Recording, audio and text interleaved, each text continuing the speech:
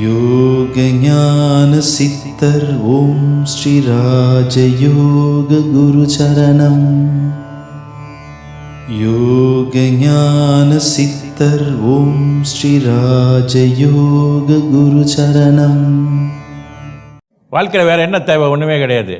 செய்யக்கூடிய தொழிலில் நல்ல மேன்மை அடையணும். என்ன தொழில் செய்கிறோமோ, வியாபாரமோ அல்லது தொழில் பார்க்குறோமோ, பதவி உயர்வு, இந்த மாதிரியான விஷயங்கள்லாம் இருக்குது. குடும்பத்திலையும் நல்ல ஒரு மகிழ்ச்சி, சந்தோஷம் எல்லாம் இருக்கணும். பிள்ளைகளும் நல்ல நிலைக்கு வரணும், படிக்கணும், உயர்ந்த நிலை அடையணும்.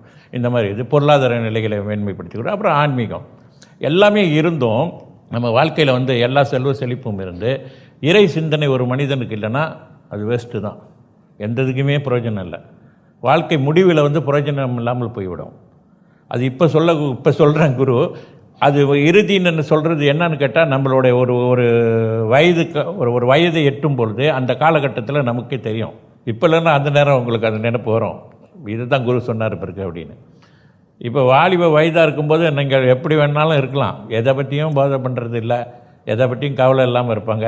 அந்தந்த வயதுக்கு அந்த மாதிரி தான் இருக்கணும், சந்தோஷமாக இருக்கணும். பிள்ளைகளை கூட அந்தந்த வயதுகளில் இவன் தப்பு செஞ்சுருப்பாங்க, அதே அது பிள்ளைங்க செய்யும்போது ரொம்ப கோவம் வரும். இவரே அந்த மாதிரி தான் இருந்திருப்பார்.